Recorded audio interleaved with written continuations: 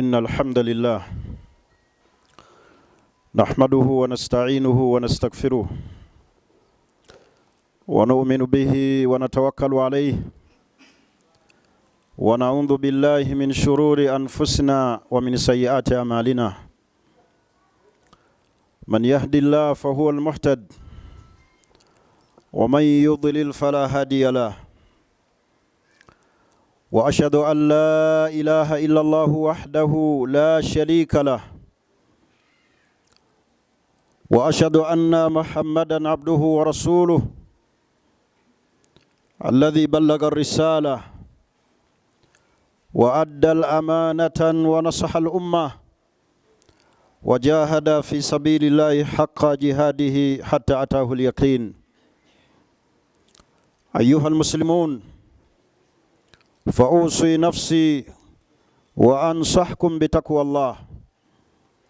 قال الله تعالى: ولقد وصينا الذين أوتوا الكتاب من قبلكم وإياكم أن اتقوا الله. وقال الله تعالى: يا أيها الناس اتقوا ربكم الذي خلقكم من نفس واحدة وخلق منها زوجها وبث منهما رجالا كثيرا ونساء واتقوا الله الذي تساءلون به والأرحام إن الله كان عليكم رقيبا. أيها المسلمون، تركنا نبينا محمد صلى الله عليه وسلم على مهجة بيضاء ليلها كنهارها لا يزيغ عنها إلا هالك. وكان يدعو نبينا محمد صلى الله عليه وسلم من دعائه قائلا: اللهم يا مقلب القلوب ثبت قلبي على دينك ولا طاعتك. وكان يدعو ربه: اللهم يا مصرف القلوب والأبصار ثبت قلبي على دينك ولا طاعتك. وكان يتعوذ دائما: وأعوذ بك من فتنة المحيا والممات. atenderezebwa Allah subhanahu wa ta'ala. Alina amatenda amajjuvu ye Allah subhanahu wa ta'ala yekka. Ye mutonzi w'eggulu n'ensi.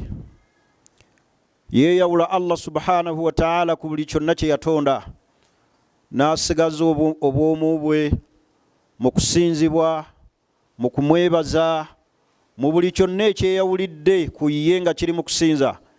Yeeyawula Allah subhanahu wa ta'ala nakyo. Ebitendo ebitendebwa naye Allah bitendo bya bujjuvu, ate ebitendo ebitendebwa n'abantu bitendo bya bukendevu. N'olw'ensonga eyo tutegeere Allah subhanahu wa ta'ala, tubeere nga Allah tumwawula, tumanye adhamatihi wa jalalatihi, tumanye obunene bwa Allah, tumanye ekitiibwa kya Allah subhanahu wa ta'ala, kubanga ye mutonzi waffe yekka Allah. Buli kyonna kyolaba mu butono ne mu bunene, kyolaba n'ekyo kyotalaba ekyekwese wansi, omutonzi waabyo yo Allah subhanahu wa ta'ala. Yasaana okubeera nga Allah asinzibwa, yasaana okubeera nga Allah yeebazibwa, yasaana okubeera nga Allah subhanahu wa ta'ala avunnamirwa. Nkakasa nti ow'ekitiibwa Nabbi Muhammadin sallallahu alayhi wasallam ba'athahu Allahu rahmatan lil alamin. Yamutuma Allah subhanahu wa ta'ala nga kyakusaasira eri ebitonde byonna, mu'minuhum wa kafiruhum, abakkiriza n'abatali bakkiriza.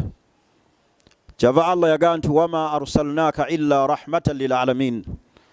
Tetwakutuma gwe Nabbi Muhammadin sallallahu alayhi wasallam illa rahmatan lil alamin, okujjako ng'oli musaasizi ow'ebitonde byonna. Kyova olaba yatuyigiriza era tusala tutya ebisolo, n'atuyigiriza ebisolo tubikwata tutya, n'atuyigiriza abakyala tubakwata tutya, n'atuyigiriza omukozi owa wansi akwatibwa atya, olw'ekisa kye Allah kye yamutuma nakyo. Kaana rahma muhda.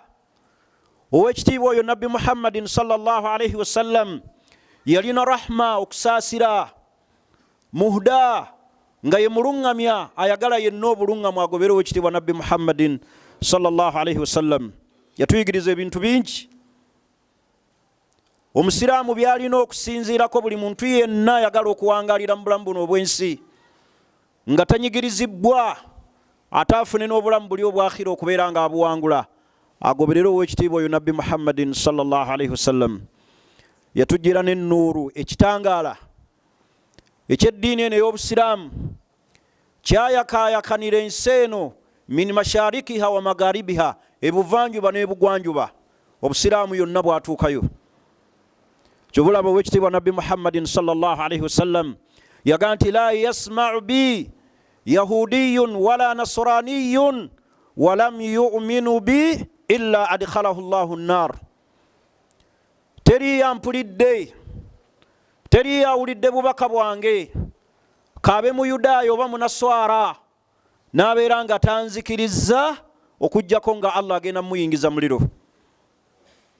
Njagala osinzire mu hadisi omwo yenna awuliriza, osaasire mukadde watannaba kusiramuka, osaasire muganda watannaba kulaba kyengera kino kya busiraamu, n'oyo gwokola nayo weesiimye gwe yatoola shahada n'okakasa nti la ma'budun bihaqqin illa Allah, teri asinzibwa mu butuufu okujjako Allah.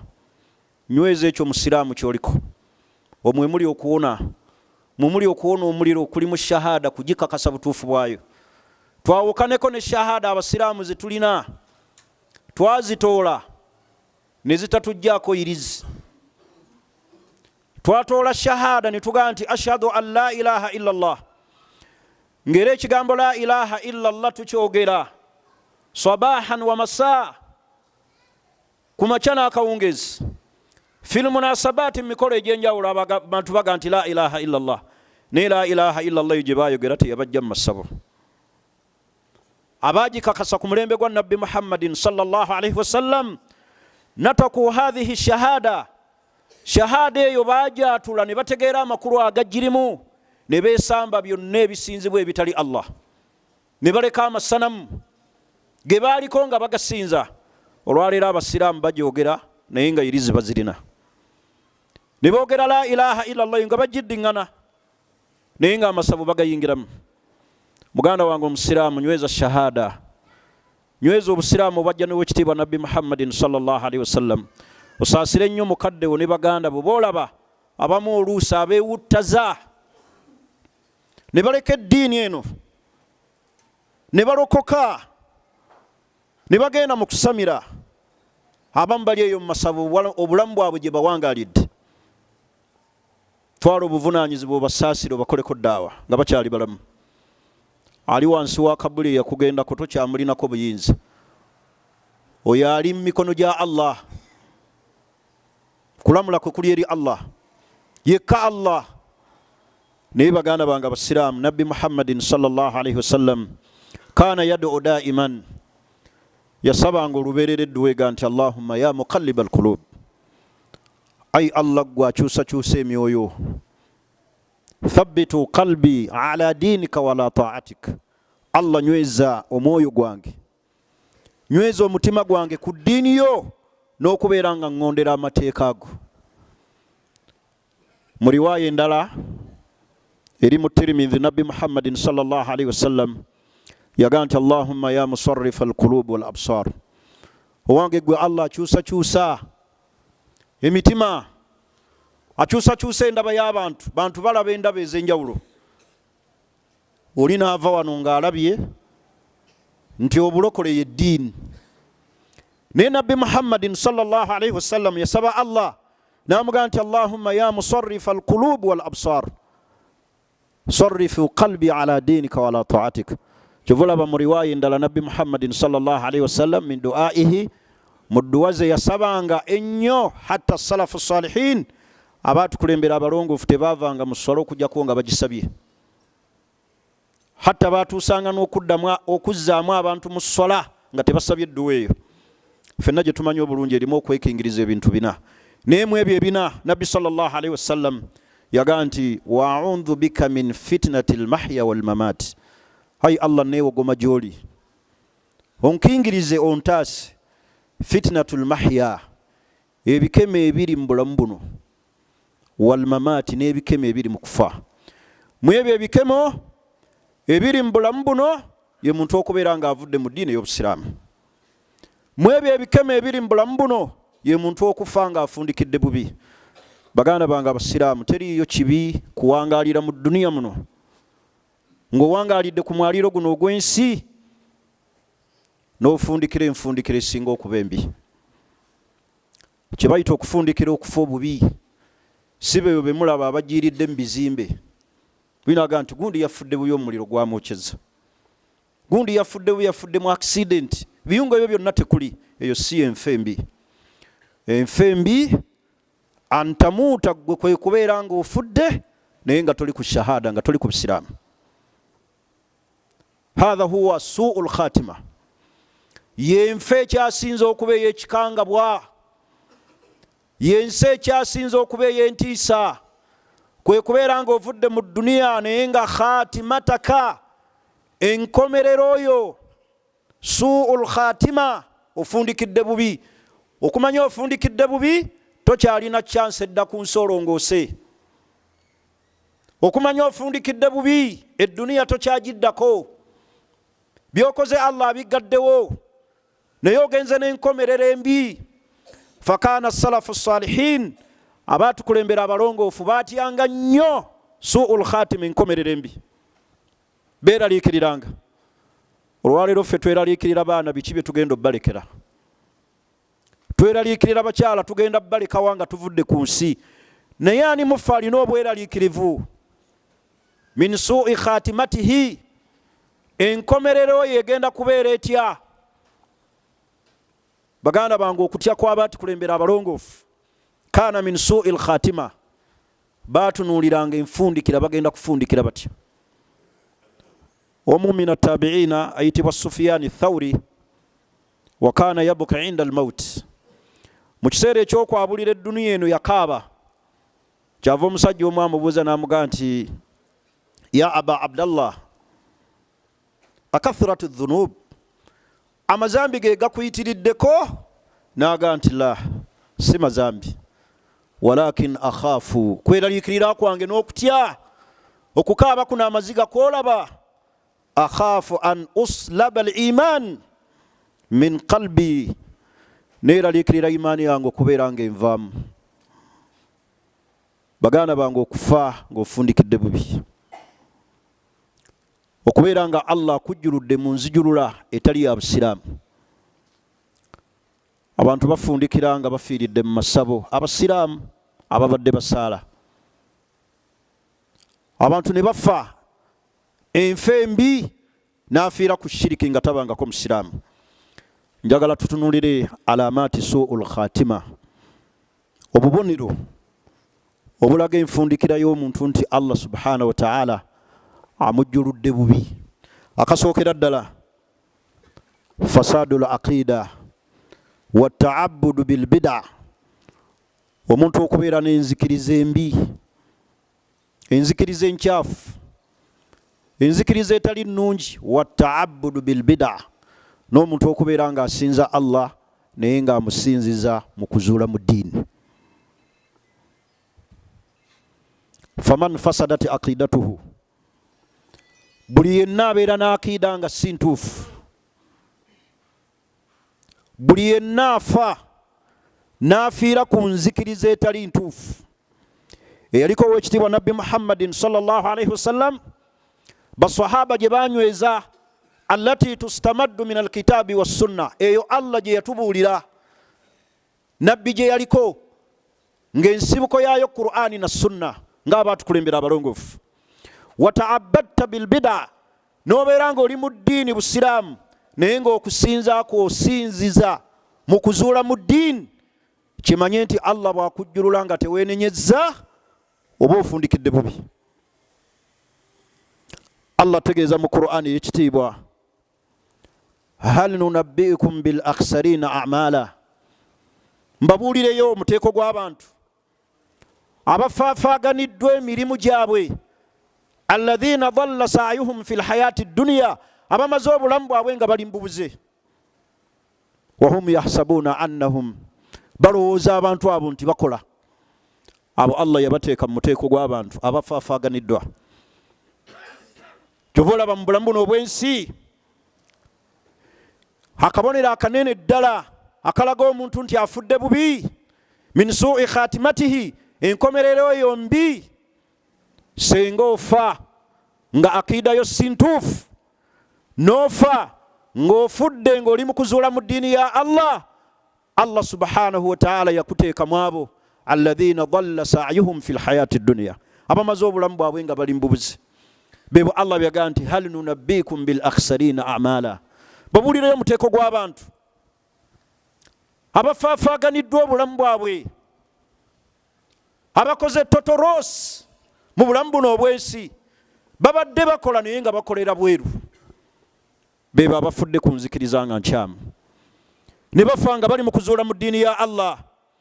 Fakullu, buli yenna man maata ala al aqaid, yenna afiira ku nzikiriza etali ntuufu, aqaidu ahli albida walkufran kaljahmiya wassufiya almunharifa walkhawariji walilmaniyin, abantu abafiira ku nzikiriza ezifaanana bwe ziti embi, ka aqidatu rawafidha waljahmiya, ng'enzikiriza y'abarawafidha abashiya, ng'enzikiriza assufiya almunharifa abava ku manhaji entuufu, ba ilmaniyin, abantu ababeera mu duniya nga balaba tebalina ddiini.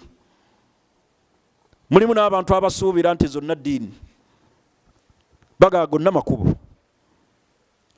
Omuntu bw'afiira ku nzikiriza efaanana bw'etyo, oba oli n'afa ng'abadde muzuuzi mu kusinza Allah, ibaada z'akola azikolera bweru wa busiraamu, kubanga ekyajjisa ne Nabbi Muhammadin sallallahu alaihi wasallam kumugoberera.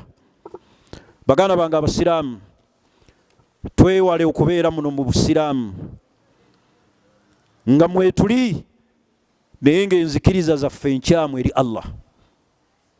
Enzikiriza entuufu y'enzikiriza eyajja ne Nabbi Muhammadin sallallahu alaihi wasallam, eyaliko basahaba gye baafiirako.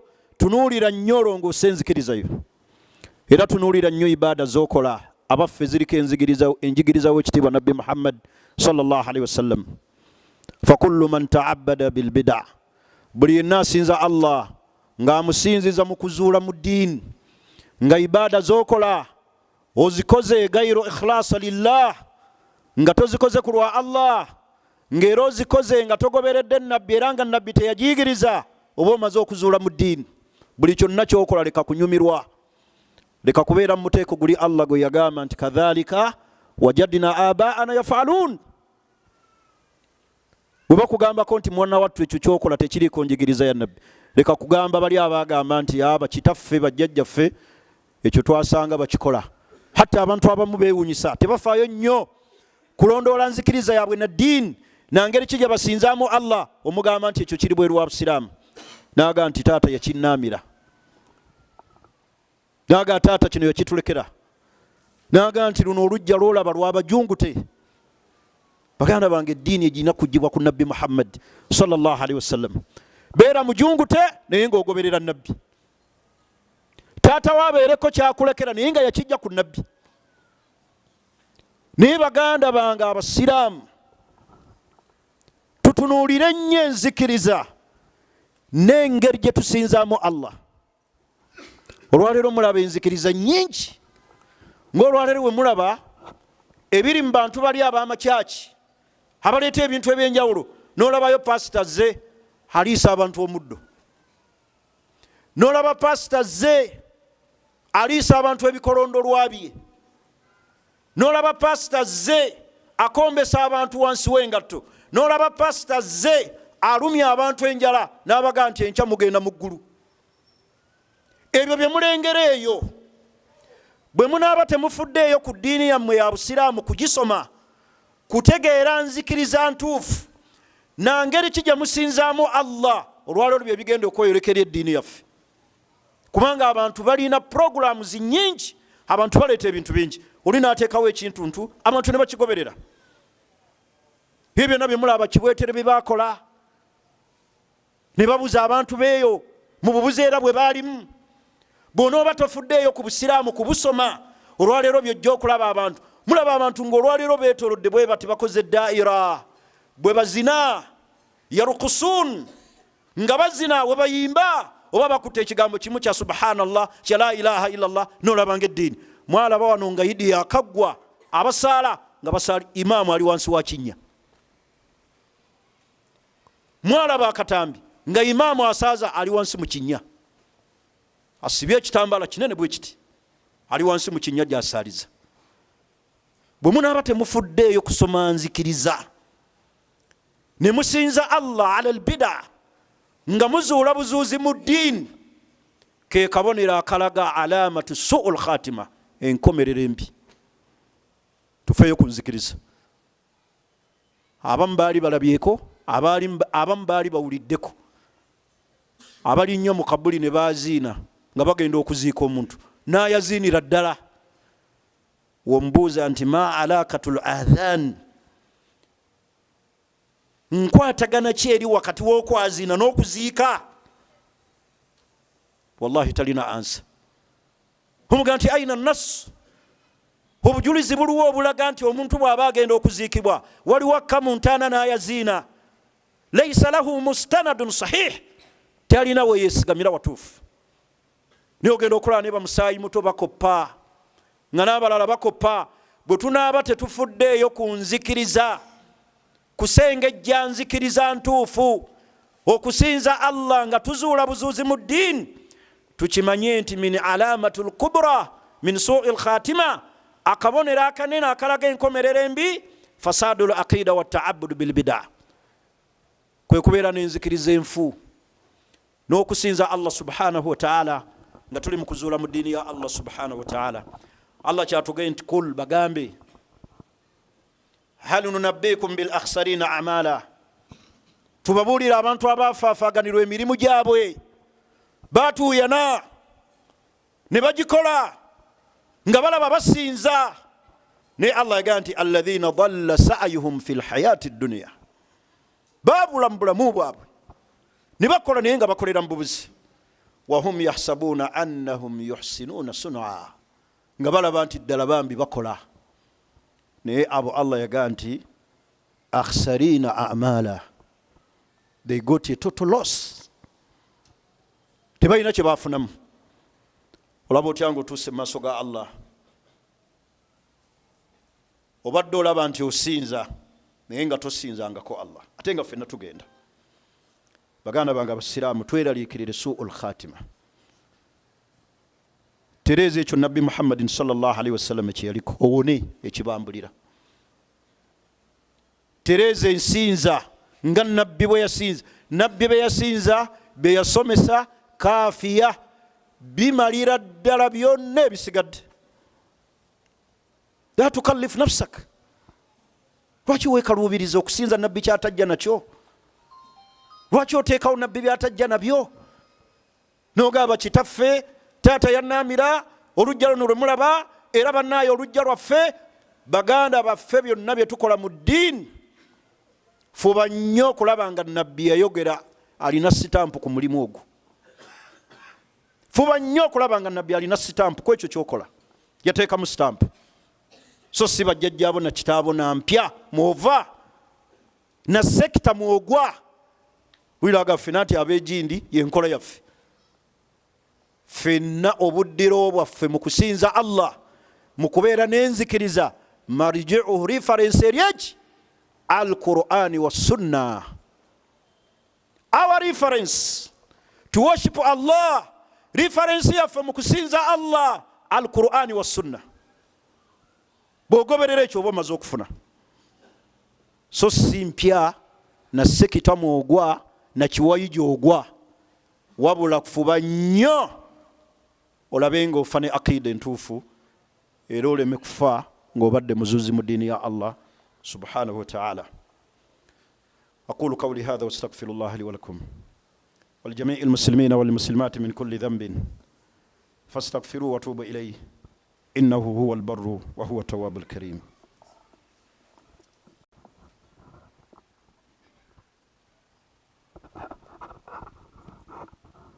الحمد لله ولا عاقبة للمتقين ولا عدوان إلا على الظالمين صلى الله عليه وعلى آله وصحبه أجمعين ومن تبعهم بإحسان إلى يوم الدين. أيها المسلمون bagana banga abasiraamu ziramu okubakutira okutya Allah. Okutya Allah likubo lyokeri okwesiima mu dunia muno ne ku akhira. Buli omu atunuulire enfundikira gy'agenda okufundikira mu bulamu buno obwensi. Weeraliikirire nnyo enfundikira embi. Era osabenga nnyo Allah obeere mu abo abagenda okufundikira obulungi. Mwewale nnyo enzikiriza enkyamu. Era mwewale nnyo okuzuula mu ddiini ya Allah subhanahu wa ta'ala. Mulaba enzikiriza nnyingi eziriwo naye ggwe buli ekijja ogoberera. Abashiya bwe bajja, abasuufi al-munharifin, as-sufiya al-munharifin, ebiseera ebimu osaalira mu bahamadiya, abakadiyaniya, gwe tofaayo kusosola. Buli olengera omuzikiti okyama bukyami. Buli gwolaba ayambadde enkofiira ogoberera. Baganda bange twewale enzikiriza enkyamu. Enzikiriza enkyamu olwaleero weeziri. Ezimu zijja ne program nga balina ne ssente empitirivu. Baga tujja kuweerera abaana, tujja kubasomeseza abaana paka ku university. Olina atatunuulira birala, atunuulidde kyakumuwewulira baana be kusoma. N'abagaba mu bushiya, n'abagaba mu bahamadiya, abakadiyaniya, as-sufiya al-munharifin, al-khawarij, al-ilmaniyin. Olwaleero abantu abatalina ddiini bangi baga gonna madiini. Fahdharu haula. Nkwewaza enzikiriza enkyamu era nga bwe nkwewaza okusinza Allah ng'omusinziza ng'ozuula mu ddiini. Baganda bange obusiraamu bwakusoma. Eddiini eno y'obusiraamu eyawukanako n'amadiini gali amalala geyita nti wegali. Amadiini gali amalala gagamba galina message egamba bweti nti alimanyi ebingi alibuuzibwa bingi. Alimanyi ebingi agenda kubuuzibwa bingi mu ddiini z'abali. Naye eno mu busiraamu ali batamanyi, ali batayize kati abaga maziga. Fa'alamu annahu la ilaha illa Allah. Kyova olaba essuula yasooka okukka mu Qur'ani yali etukubiriza kusoma. So singa bali ti alimanyi ebingi alibuuzibwa bingi ne babakuumira awo mu butamanya. Eddiini obusiraamu yakumanya, yakusoma. Kyova olaba essuula esooka okukka mu Qur'ani ekka ku nabbi. Ssuula nnyingi eziri mu Qur'ani naye lwaki Allah yamulonderayo yakusoma. Iqra bismi rabbika alladhi khalaq. Soma erinnya lya Allah yakutonda. Ate abasiraamu twewuunyisa. Ffenna nga bwe tuli ku mwaliiro guno ogw'ensi, pepa yaffe nga tuvudde ku nsi eri emu. Teriyo pepa ya sheikh, ya mukulu wa ttwale, ya kaadhi oba ya mufti. Kulluna ffenna abasiraamu n'abatali basiraamu warakatuna wahida. Pepa eri egi. Man rabbuk, ma dinuk, man nabiyuk. Hani Allah wo obadde osinza ki? Man nabiyuk, obadde ogoberera otya nabbi? Wa ma dinuk. Ebyo ebibuuzo byolaba ebyo bagenda okubuuza seeka n'atali seeka. Kati faayo okuyiga obusiraamu. Teriyo pepa gye bagendaga nti ono mu kabuli, ono wa nasale, ono wa middle, ono wa top, ono wa primary, ono wa university. Ffenna pepa eri emu. Oli mukulu wa ttwale, man rabbuk, man nabiyuk. Oli kaadhi, oli mufti, ma dinuka, man nabiyuk. Kyova nabbi yagambanga akawungeezi ne kumakya, raditu billahi rabba wa bil islami diinan wa bi Muhammadin sallallahu alayhi wa sallam nabiyyan wa rasula. Faman qala raditu billahi rabba wa bil islami diinan wa bi Muhammadin sallallahu alayhi wa sallam nabiyyan wa rasula. Ffenna be bagenda otubuuza, oli profesa wakuguka kuva Makerere, wakuguka kuva wa Madina. Ffenna pepa eri emu. Mu kabuli awo tewaliwo pepa za njawulo nti ono shadida yengeri gy'abadde akulira daawa bamubuuze bino. Ffenna nze naawe nira babuuza Sudaisi Bahuzaifi, njogera ku bantu bano abakyali ku mwaliro ogw'ensi ab'e Makka, nga babuuza naawe omusajja ali e Kalungu mwenna muli mu kabuli nga baga nti mano rabbuka, nga noono bamuga nti mano rabbuka. Kati mufeeyo okuyiga obusiraamu, tufeeyo okusoma obusiraamu. Akabonero akokubiri akalaga enkomerero embi, mukhalafatul batin lidhahir.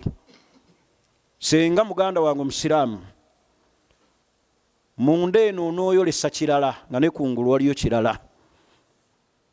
Mukhalafatu albatin lidhahir, senga ekiri kungulu kinaayawukana n'ekiri munda, ojja kufundikira bubi. Kad yakunu li insanu ya'malu litaa, omuntu asobola okubeera wano ng'asinza Allah, ng'omulaba akola emirimu emirungi, walakinahu yabtinu nifaq, naye ate nga munda eri waliyo obunanfuusi. Awirriya, obanga akola emirimu egyo agikola kabandabe. Awil kibur, alina okwekuluntaza ku mateeka ga Allah. Awil ujub, alina okwetegeera. Baganda bange, bw'oba osinza Allah tukuza omutima, ekiri kungulu kibeere nga kyekiri munda. Wallahi ojja kufanga abantu badde balaba. Bameka olwaleero abantu be balaba nga babadde basaala, nga n'abamu be baaziina abantu ne bajja ne basaala, Allah n'amujjulula, abagenza okumunaaza ne beekanga, bagenza omwambula engoye bamunaaze bode maiti ng'alina irizi. Mukhalafatul batin lidhahir, kasita ekiri kungulu kinaayawukana n'ekiri munda. Leka kulekako birevu lwa bigendererwa birala, kirekeeko ku lwa Allah ti nabbi yalagira. Naye bw'onoolaga kungulu kirala nga munda waliyo kirala, ekyo ekiri munda Allah kyagenda okwolesa, kyagenda okulaga enkomero y'obulamu bwo. Bantu bangi babanaazizza ne babasanga n'erizi, naye nga babadde bajjumbiza ku mizikiti. Taga nti Allahu akbar, tufunye ekizibu, tukole tutya? Sajja alina irizi mu kiwatu, ate abadde asaala. Abamu tulina riya, tulina tukuya y'ekishiya. Baganda bange abasiraamu, mukhalafatul batin lidhahir, mubonero obulaga enkomerero embi. Allah agenda kukwolesa ekyo ekiri munda, Allah kyagenda okulaga abantu. Kino era njagala kikujjukiza muganda wange omusiraamu, olwaleero kyoli era kyekigenda n'okweyoleka mu maziika go. Kyoli olwaleero engeri gye weeyisaamu, ekyo kyekigenda okwolekebwa ne mu kuziika. Twabeera wano ng'ali mu bantu banywi ba mwenge, era olifa ne bajja n'omwenge ne baguyiwa ku ssanda, ne baguyiwa wansi mu ntaana, ne bagamba famire yo nabadde munnaffe basooke bazannye matatu, ono abadde munnaffe bazze n'emipiira, bambadde jaze n'omupiira bagukute be baweekera mayitiyo. Kyoli olwaleero kyekigenda okweyoleka mu kuziika kwo. Bw'olibeera ng'oli munnaddiini, oli musiraamu ddala, era bagenda kukuziika bannaddiini, nga buli gw'otunulako bw'oti ayimiridde mu layini y'ennyiriri abakusaalira jeneza, olaba basaaze bennyini. Naye no bw'osala bw'ogenda mu kyaki, ekiro obeera mu night prayer, era bw'olifa kyaki erireeta amabugo okukubagiza, abadde munnaffe nga misa tuba naye. Kubanga kungulu oyolesa kirala, ne munda waliyo kirala. Bameka olwaleero abasiraamu nga bajja ne basaala olw'ejjuma, nga bajja ne basaala eswala, ekiro ne bagenda mu makyaki ne babeera mu night prayer. Kam haulai kathirun rijalan wa nisaa, bayitirivu abaami n'abasajja, nga n'abamu balabibwa ku TV bambadde n'amakanzu, bapasita ne babasuula ebigo, balina n'ebirevu. Kasita onokkiriza ekiri munda nga tekifaanana kiri kungulu, ekyo Allah kyagenda okwolesa akiraga ensi ne mu kiseera ekyokufa. Baligamba nti gamba la ilaha illallah, gamba la ilaha illallah. Sulaimaani ogenda, Habudu ogenda, olumbe lukuluma, gamba la ilaha illallah, nga tokyasobola. Owoza birala, lumbe lukuluma, n'ogamba nti luno olumbe olumazeeko ebbanga, lumbe luganda banaye muntwale mu ssabu. Laba Allah bwe bakutwaliriza nojjulukikireeyo. Baganda bange abasiraamu, omuntu asobola okukola emirimu wano egirabibwa nga gya munnaddiini, ng'era gya ddiini, naye olw'okuba munda waliyo kirala. Ng'era bwe tuli wano nga kungulu tulaga kirala naye nga munda eri amasabu tugawagira. Nga tugawagalira tubeera nga tugasapootinga abantu bagawagira. Tulaba abantu abamu azimba omuzikiti n'azimba ne kyaki naga ebya Katonda bizibu. Tuyinza otuuka mu maaso ga Katonda n'akatyemula teabaali abatuufu bakulisitaayo naye alinayo, abaali abatuufu basiraamu naye kanteekeyo ekigere. Mwana wattu tuyinza otuuka eyo ng'obulokole yeddiini nabo n'abazimbira. Tolina gwe ddiini. Ngere mbeera wano ne mugenda mu makyaki ne babasabira. Ekiri mu kungulu wano kikwatagane n'ekiri munda. Leka kungulu kwolesa kirala ng'ate munda waliyo kirala. Mwewale nnyo riya, etta emirimu. Twewale nnyo riya, kabandabe ayonoona emirimu. Allah agenda kulaga ku nkomero y'obulamu bwo nti obadde tokola ku lulwe, obadde okolera birala, bw'obadde okolera bakuwa empeera ng'emirimu gyo Allah asazizzaamu. Hatha huwa su'ul khatima, yenkomerera embi. Gyobola Nabbi Muhammadin sallallahu alayhi wasallam yagamba mu hadisi yaga nti inna arrajula la ya'mal amala ahli aljanna, omuntu asobola okukola emirimu gy'abantu b'omujjana nga bamulaba asaala, fima yabdu linnaasi, ekyo abantu kye balaba kungulu, wa huwa min ahli nnar, naye ate ku nkomerero nga bantu bamuliro, n'alwala obulwadde aga luno olumba olunuma luganda. Ani muntu ali mu kyaki, bapasita bansabireko, basiraamu bansabidde biganye, kati ngenze mba pasita. Naga muntu ali mu ssabo, Katonda naye alaba, obulumi bwempitamu naye abulaba, ne batwala. Omuntu asobola okukola emirimu wano egyeyoleka nga gy'abantu bamujjana naye nga wa mu bantu bamuliro.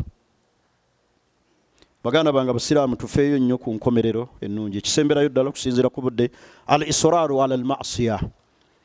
Mu kabonero akookusatu akalaga enkomerero embi, al israaru ala al ma'siya, okulemera ku mazambi. Baganda bange tweraliikirira ennyo amazambi ge tulemeddeko. Gayinza otufuukirako abasa ne tufa nago nga tetugenenyezza. Weenenye olwaleero, kkiriza okole tawuba, kkiriza weeyambula amazambi g'olina, ogende nti nzize eri Allah neenenyezza. Muve mu bwenzi. Salawo olwaleero ota obwenzi, ta obushiriku, va mu bubbi, va mu bwamalaaya. Abantu beetunza omubiri gwabwe, abaana abawala abakyala. Salawo olwaleero weenenye ogende nti tubtu ila Allah, Allah nsonyiwa byonna bye mbadde nkola, neenenyezza gy'oli, wejjuse ku byonoono byo, kubanga mu bimu ebigenda okukuleetera enkomerero embi kwe kulemera ku mazambi. Mazambi Allah yamanya tusobola okugakola, naye ekyakabenje al israr, okugaddiŋŋana n'okugalemerako. Kaliba ezzambi ttono toliremerako, kubanga eryo ettono al israru ma as-saghair, omuntu okusigala ku zambi ettono ng'aliddiŋŋana lifuuka eddene. Tobulimba, va mu bufere, va mu riba, va mu bulyazaamaanya. Abantu abamu waliwo emirimu gye bayingirira, emirimu ddala nga balaba mirimu gibawezawo n'obulamu bwabwe, gyakutugumbula abantu kubatemula. Tatyatya kutta muntu. Gwe baagala okuba akatayimbwa ali ready, gwe baagala okussa amasasi ali ready, gwe baagala okutema ejjambi ali ready. Baganda bange al israaru ala al ma'siya, okulemera ku mazambi. Salawo olwaleero ove ku zambi, ogende nti eryo nditadde, emmere njitadde. Salawo shadida, ogende nti ekyo nkitadde lillah. Mulimu wano n'abasiraamu abalina abakyala basukka abana. Zentera nnyo mbeera mu ofiisi ya sharia, abantu bajjanga bazzo bagabire mali eyabafu nombuza bannamwandu bali bameka aga bannamwandu bali 7 nomuga kijja kitya aga taata yafaali na 7 haji konze nga bonna balina nti bonna 7 Musiramu bwalagira abana fatajawazta alhadd nosukkawo n'olumba owokutaano n'olumba owomukaaga n'olumba owomusa oyagala nakubisaamu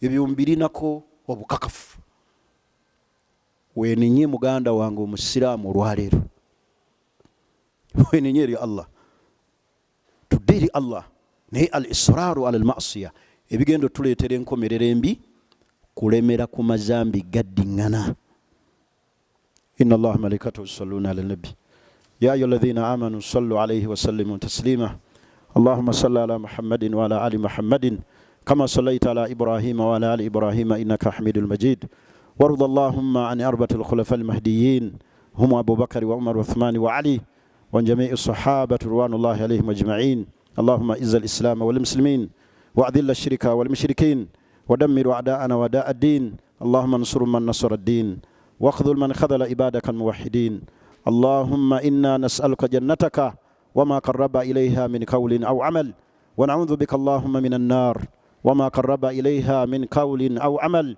اللهم يا مقلب القلوب والأبصار ثبت قلوبنا على دينك وعلى طاعتك برحمتك يا أرحم الراحمين اللهم يا إله الأولين والآخرين اللهم إنا نسألك حسن الخاتمة ونعوذ بك من سوء الخاتمة فثبتنا بالقول الثابت في الحياة الدنيا والآخرة برحمتك يا أرحم الراحمين اللهم اجعل بلدنا هذا وغندا آمنا مطمئنا رخاء وسائر بلاد المسلمين وانصر إخواننا المستضعفين في كل مكان وانصر إخواننا المستضعفين في كل مكان اللهم ارحم ضعفنا وأطعم جائعنا وقن فقراء المسلمين واشف مرضانا ومرضى المسلمين واقض الدين عن المدينين اللهم أنت ربنا اللهم إنا نحن الفقراء وأنت الغني اللهم إنا نحن الفقراء وأنت الغني اللهم اغثنا غيثا هنيئا طبقا اللهم أغثنا غيثا هنيئا طبقا برحمتك يا أرحم الراحمين اللهم أنزل علينا غيثا هنيئا طبقا مباركا برحمتك يا أرحم الراحمين بعزتك يا أكرم الأكرمين اللهم تبنا إليك اللهم تبنا إليك اللهم تبنا إليك أي الله توين الزجولي تسبع أي الله تسنو بينو نوبيا في وتسنو مزامبي غفي أي الله تكسبو تسيزن كوبي يمكسا otukize otusize nkuba ai Allah erimu obutebenkevu ai Allah tusize nkuba nywese ensi yaffe onyweze emitima gyaffe ai Allah nywese emitima gyaffe bil imani wat taqwa era onywese ensi yaffe n'amazzi ya Allah برحمتك يا أرحم الراحمين ربنا آتنا في الدنيا حسنة وفي الآخرة حسنة وقنا عذاب النار وصلى الله وسلم والحمد لله رب العالمين